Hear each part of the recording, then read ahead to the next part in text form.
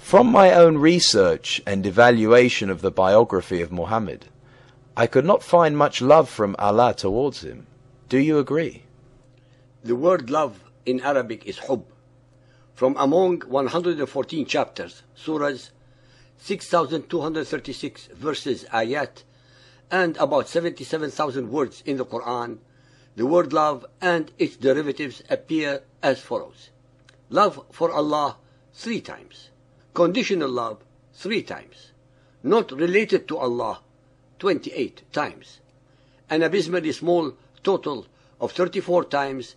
In none of them is there an expression of Allah's love for Muhammad.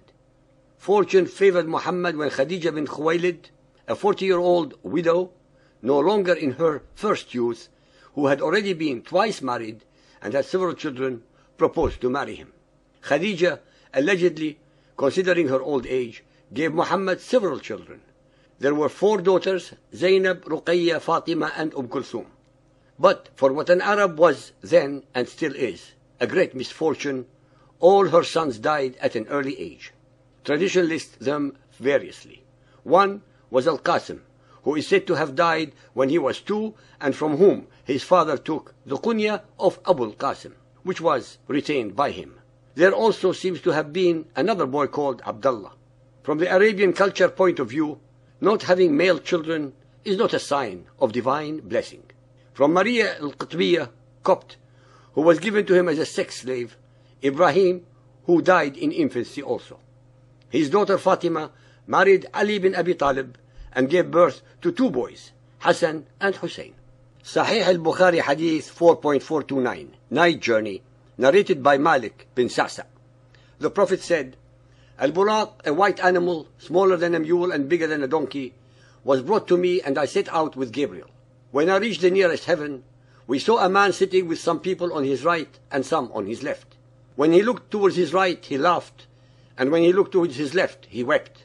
Then he said, Welcome, O pious Prophet and pious son. I asked Gabriel, Who is he? He replied, He is Adam, and the people on his right and left are the souls of his offspring.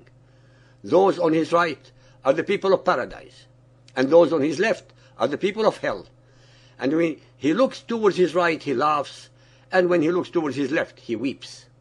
Anas said, Abu Dahr added that the Prophet met Adam, Idris, Moses, Jesus, and Abraham. He, Abu Dahr, did not mention on which heaven they were, but he mentioned that the Prophet met Adam on the nearest heaven and Abraham on the 6th heaven.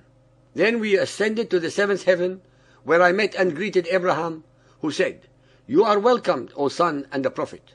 Then I was shown Al-Bayt al-Ma'mur, i.e. Allah's house. Then 50 prayers were enjoined on me. I descended till I met Moses, who asked me, What have you done? I said, 50 prayers have been enjoined on me. He said, I know the people better than you, because I had the hardest experience to bring Bani Israel to obedience. Your followers cannot put up with such obligation. So return to your Lord and request him to reduce the number of prayers. I returned and requested Allah for reduction, and he made it 40. I returned and met Moses, and has a similar discussion, and then returned again to Allah for reduction, and he made it 30, then 20, then 10, and then I came to Moses, who repeated the same advice. Ultimately, Allah reduced it to 5. When I came to Moses again, he said, What have you done? I said, Allah has made it 5 only. He repeated the same advice, but I said that I surrendered to Allah's final order. Allah's apostle was addressed by Allah. I have decreed my obligation and have reduced the burden on my slaves, and I shall reward a single good deed as if it were 10 good deeds. Sunan of Abu Dawood Hadith 247, narrated by Abdullah ibn Umar. There were 50 prayers obligatory in the beginning. And in the beginning of Islam, washing 7 times because of sexual defilement was obligatory. And washing the urine from the cloth 7 times was obligatory. The Apostle of Allah kept on praying to Allah until the number of prayers was reduced to 5, and washing because of sexual defilement was allowed only once, and washing the urine from the clothes was also permitted only once. Al-Tirmidhi Hadith 5762. narrated by Abdullah bin Abbas. When some of the companions of Allah Messenger were sitting, he came out, and when he came near them, he heard them discussing. One of them said, Allah had taken Abraham as a friend. Another said, he spoke direct to Moses. And another said, Jesus was Allah's word and spirit. And another said, Allah chose Adam. Allah's messenger then came out to them and said, I have heard what you said. And you wonder that Abraham was Allah's friend, as indeed he was. That Moses was Allah's confidant, as indeed he was. That Jesus was his spirit and word, as indeed he was. And that Adam was chosen by Allah, as indeed he was. I am the one whom Allah loves, and this is no boast. On the day of resurrection, I shall be the bearer of the banner of praise, under which will be Adam and the others. And this is no boast. I shall be the first intercessor, and the first whose intercession is accepted on the day of resurrection. And this is no boast.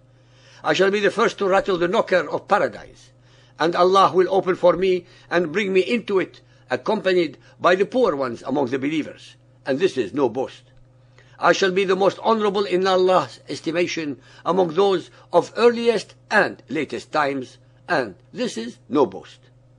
Muhammad's humility is as limitless as his mendacity. Not to have male children is definitely not a sign of divine blessing. To have Muhammad's grandchildren and his son-in-law killed in the prime of their life is also not a divine blessing. For Allah to ordain upon Muhammad and his followers 50 prayers a day is without a shadow of a doubt not a divine blessing. 50 prayers a day constitutes praying every 28.8 minutes of the day. There will be no time to sleep, to eat, to work, to rest, to have leisure, and to have sex. 50 prayers a day constitutes a punishment and not a divine blessing. It was only due to the intervention of Moses that saved Muhammad and his religion from oblivion. Muhammad accepted Allah's ordinance without understanding the magnitude of the burden that Allah was imposing upon him and his followers. Muhammad thought that the greater the number of prayers, the greater was his religion. It was Moses who had the intelligence to realize that Allah's ordinance was unreasonable, impractical, and unacceptable, and accordingly advised Muhammad repeatedly to negotiate better terms with Allah until ultimately he had to reduce the number of prayers to a more manageable 5 a day. Muhammad and Islam owes Moses an incredible debt of gratitude. The Quran portrays an Allah who so loved Muhammad that he was always ready to defend him, protect him, and advise him even unto the most intimate of his personal affairs, with the most appropriate and relevant verses that justified any and all of his actions, deeds, and thoughts. This perception is not at all supported by the most relevant facts that are mentioned in the ahadith, such as Allah did not see fit to talk directly to the allegedly best of all his prophets. All his communications were through the angel Gabriel, an angel who is only mentioned in the Bible and was received second-hand. Allah did not allow Muhammad to have any living male children. Allah later deprived him of his most beloved male relatives and descendants, such as his nephew Ali, his grandchildren Hassan and Hussein, and Al-Zubayr. Allah's love manifested itself in requiring Muhammad and his followers to pray 50 times a day, an onerous and impossible task to follow. This was later abrogated and reduced to the much more reasonable 5 only because of the very opportune and intelligent intervention of the Prophet Moses and his acumen in advising Muhammad to negotiate a more manageable number of prayers with Allah. Without the intervention of Moses, the Israelite and Hebrew prophet, there would have been no Muhammadan cult of Islam.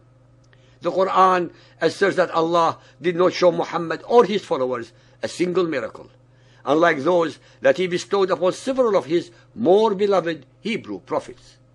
Allah did not give Muhammad any warning about his time of death, thus depriving his followers from getting an authentic and comprehensive Quran in his lifetime. The after effects of this omission caused Muhammad's followers to fragment into as many, if not more, sects as those that he vehemently condemned among the Jews and Christians.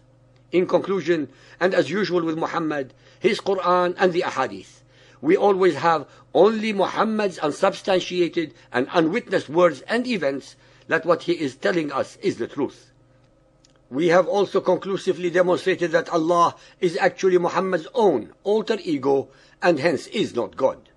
Based upon all the facts that we reveal, we leave it to our readers and listeners to decide.